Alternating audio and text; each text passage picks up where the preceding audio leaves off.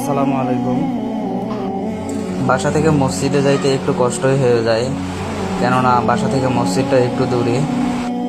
তাই দেরি না করে ঝটপট রেডি হয়ে বের হয়ে গেলাম মসজিদের উদ্দেশ্যে।